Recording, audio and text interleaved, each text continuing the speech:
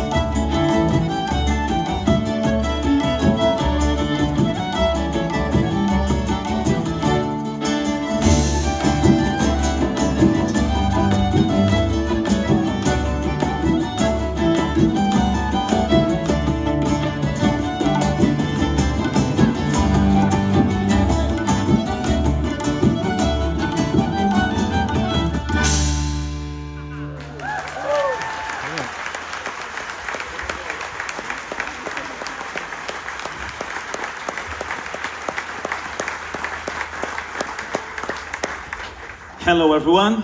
Hello. Oh yes. It's midday and the energy is already like this. This is beautiful. Well, this is really great to be here performing for you, sharing this moment with you.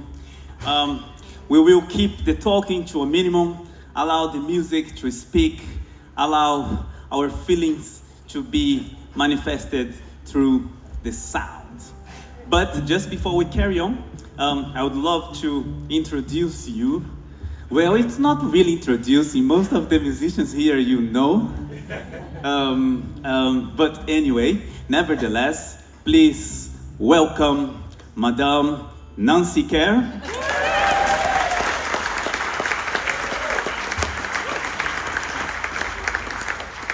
Mr. Cohen Braithwaite Q. Cohen.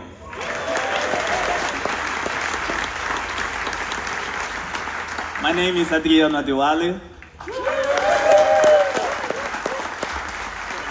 Maestro Kujit Bamra. Madame Phoebe Harty. Madame Jen Butterworth. And Mr. Camilo Menjura.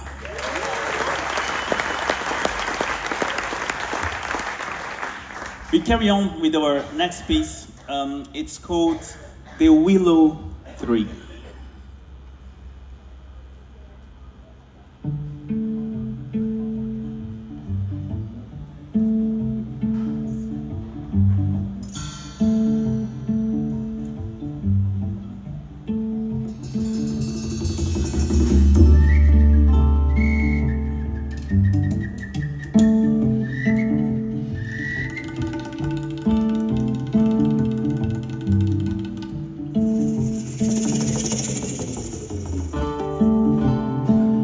I can still recall it from my youth. In the shadow of a great motorway flyover, through the clouds of petrol fume and smog, there stood a willow tree. An imposing willow tree, the solitary survivor of the pre-urban age, still standing proud and mighty. And yet, some say that at certain times and on certain days, that willow appeared to weep.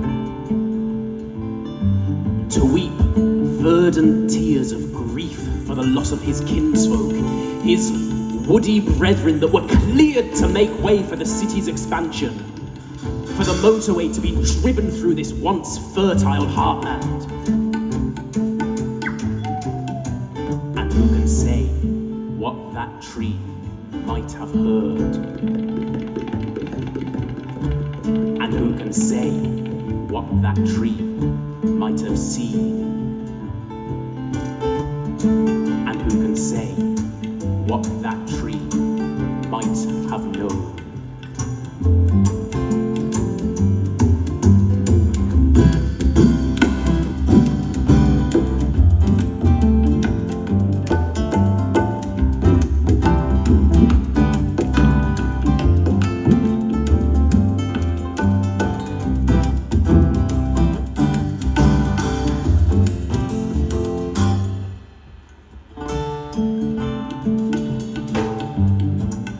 In the summers of centuries past, the women of the forest would gather to dance round the willow to the joyous sound of the fiddle.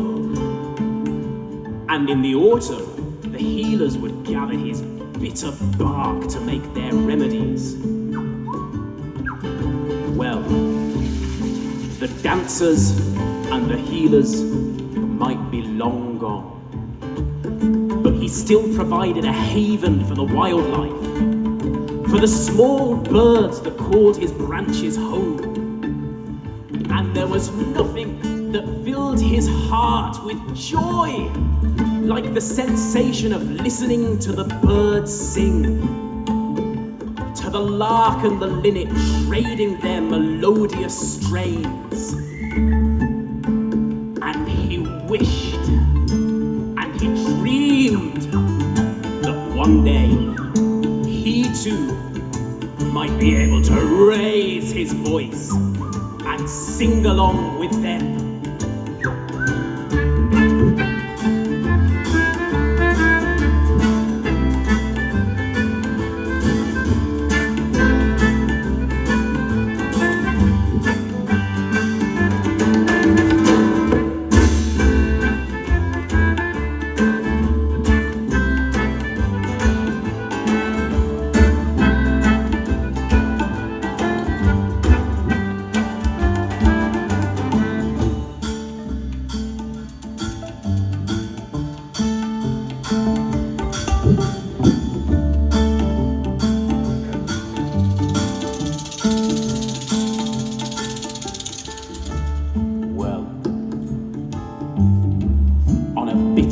Winter's night,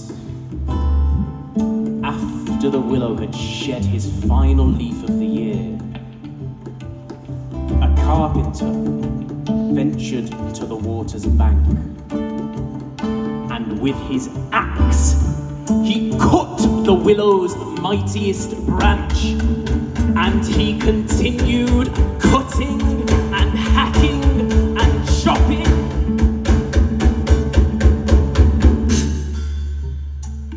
until he was satisfied.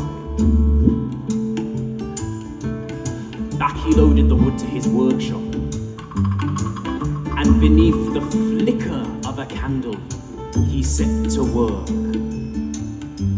He turned the willow's branch. He turned it. He turned it. He turned it into a bow. A bow for a fiddle. A fiddle that he would also build from the willow's bough. Back and neck and sides and belly and scroll, all built from the same tree. The tree that for centuries had listened to the songs of the birds, dreaming of making music of his own. Well, as the carpenter drew the bow across the fiddle, that tree's dream was realized, his destiny fulfilled, centuries of silence broken, and a lifetime of musical inspiration rang clear.